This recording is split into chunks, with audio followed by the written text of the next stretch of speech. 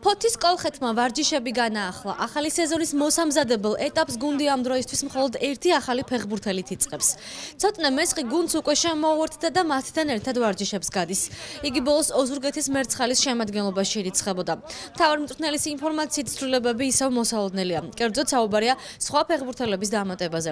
4 მოთამაშემ კი ფოთის კოლხეთი დატოვა. გუნდს ალექსანდრე კოშკაძე, ნიკა სიჭინავა, ამბერ კინჯიბაშვილი და მურად აფხაზავა გამოეთიშნენ. გუშინდელიდან დავიწყეთ სეზონისთვის მზადება, გუნდი ადგილზე შეკრებაზე გადავიდა, ორჯერად ვარჯიშებზე ვართ გადასული. ამ ეტაპზე გუნდი ადგილზე მოემზადება, დაგეგმილია რამდენიმე ამხანაგური თამაში. რაც შეეხება ცვლილებებს, რა თქმა უნდა, არიან გუნდიდან სასულები, დაგტოვა კოშკაძემ, დაგტოვა სიჭინავამ, ინჯიბაშვილმა, აფხაზავამ. გვაქვს შევსებაც ამ ეტაპზე ერთადერთი ფეხბურთელი რომელიც მოვიდა ეს არის ცოტნე მესხი, აუცილებლად გვჭირდება კიდევ გაძლიერება, არის მოლაპარაკება რამდენიმე ფეხბურთელთან. ალბათ უახლოეს დღეებში გაირკვევა ვის დავიმატებთ, რითი გაძლიერდება გუნდი.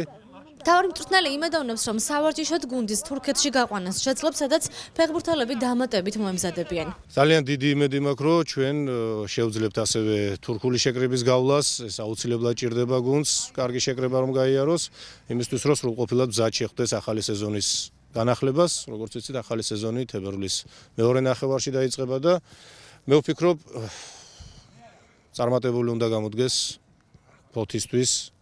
მეორე ნახევარი ჩვენი პროგრამა მინიმუმი რა თქმა უნდა არის დარჩენა, მაგრამ მე ვფიქრობ ცოტა უფრო მაღალი მიზნებისთვის ბრძოლაც ხელგვეწიფება. ფოთის კოლხეთში ფინანსური კრიზისი ისევ რჩება. გელასანაიას განცხადებით ძველი დავალენება ფოთის მუნიციპალიტეტს ჯერ კიდევ არ დაუფარავს. რაც შეეხება 2016 წლის დაფინანსებას, მისივე ინფორმაციით, ადგილობრივი ბიუჯეტიდან წელს გუნდისთვის 700.000 ლარია გამოყოფილი, რომლის ნაწილით სახელფასო დავალენება დაიფარება. დანარჩენი კი როგორც ირკვევა, გუნდმა მაისამდე უნდა იმყოფინოს.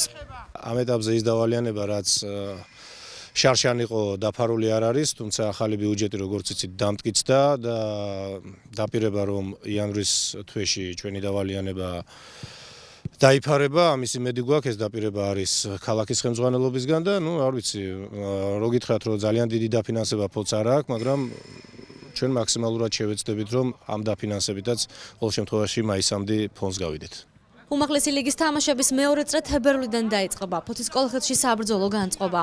ფეხბურთელები და გუნდის ადმინისტრაცია იმედოვნებს, რომ ახალი სეზონი მათთვის წარმატებული აღმოჩნდება.